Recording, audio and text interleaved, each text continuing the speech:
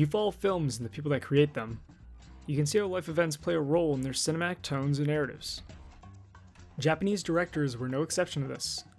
These events not only influenced Japanese films, but filmmaking around the world. The directors of the late 40s up into the late 60s had their stories shaped by these events, and those stories shaped the world. You can see the Ishiro Ozu in your Wes Anderson, or the Masaaki Kobayashi in your Coen brothers. You can see the world of film these early Japanese creators made, after an event that made creating an only option. But I'm getting ahead of myself, so let's back up.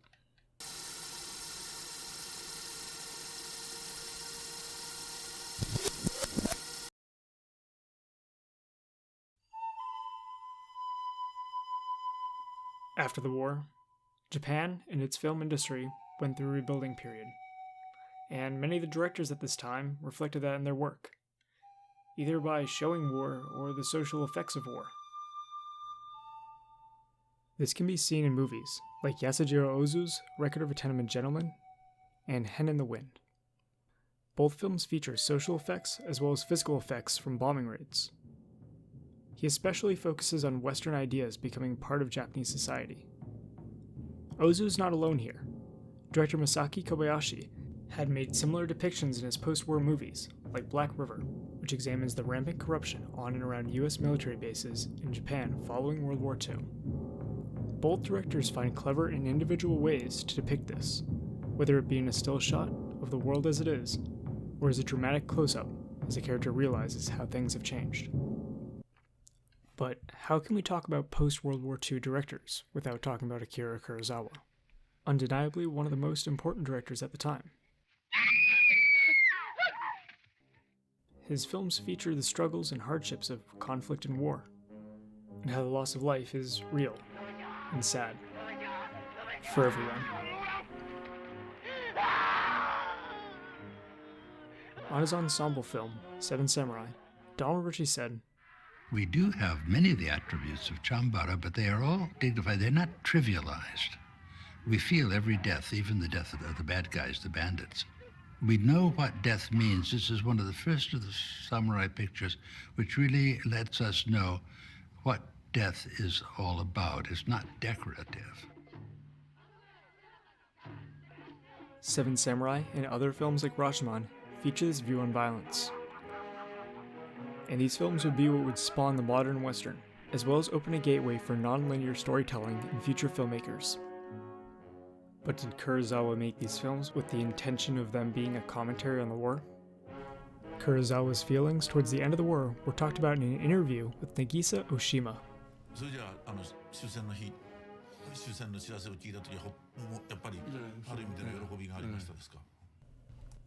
So, not complete distaste for the United States or the ending of the war.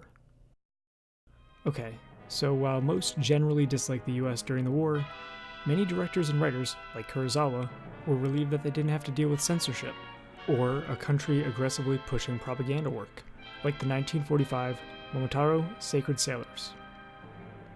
But maybe Kurosawa's opinions came from the fact that he never had to fight in the war. Unlike many, Kurosawa never held a gun, and although his home was destroyed in Tokyo, according to him,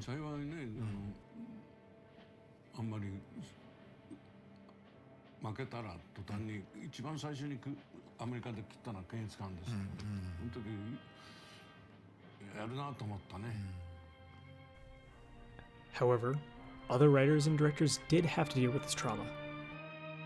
Kobayashi dealt with being drafted, as well as being imprisoned during the war, which had a lot to do with his epic trilogy, The Human Condition, which focuses on the atrocities of war from both fronts. Some directors had even witnessed the destructive aftermath of the atomic bombs dropped on the country. Director and writer Ishiro Honda returned after the war to his country and walked through the decimated city of Hiroshima. Honda is probably most well known for his 1962 classic monster movie, Godzilla. The film's monster was meant to be stirred up or created by US nuclear testing. Honda told the story of multiple destructive forces, including the bomb, the monster, and one weapon invented in the film. Characters within it being scared of what would happen if immense destructive power fell into the wrong hands. Honda's experiences led him to make this film, and his film led years of monster movies to come. His connection with these future monster movies is as close as Godzilla is to the bomb, or as Ed Godziszewski puts it. To Honda, Godzilla was not so much a metaphor for the bomb, but actually a physical manifestation of it. Godzilla may have directly referenced the bomb, but this movie was made over 15 years after they were dropped. What took so long? Well, even though the Japanese censors had their power removed in 1945, the US would then occupy the country for almost a decade. During this time, if we take a look at directors like Ozu, we can see how films like Late Spring may have been affected. As said by Richard Pena, it's important to remember that Late Spring is a film made in 1949. That is during the American occupation, and thus was subject, like all Japanese films of that era, to American censorship.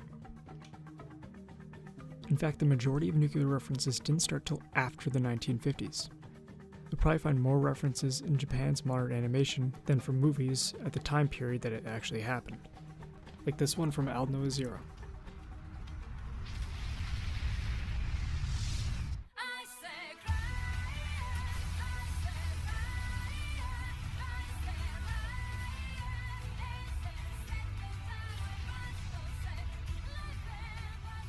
Even though you might not see the bomb in many of these early films, that doesn't mean that you won't see the effects of it.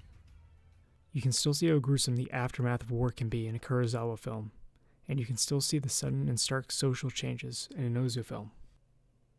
I guess what I'm trying to say is, if you follow films and the people that create them, you can see how life events play a role in their cinematic tones and narratives. And all these Japanese directors are examples. These events not only influenced Japanese films, but filmmaking around the world. The directors of the late 40s and up into the late 60s had their stories shaped by these traumatic events, and those stories shaped the future generation of directors. You can still see your Yasujiro Ozu, and your Wes Anderson, or your Masaki Kobayashi, and your Coen brothers. You can see the world of film these early Japanese creators made after an event that made creating an only option. So next time you watch a film, try and see if you can spot how the director felt when they built their story.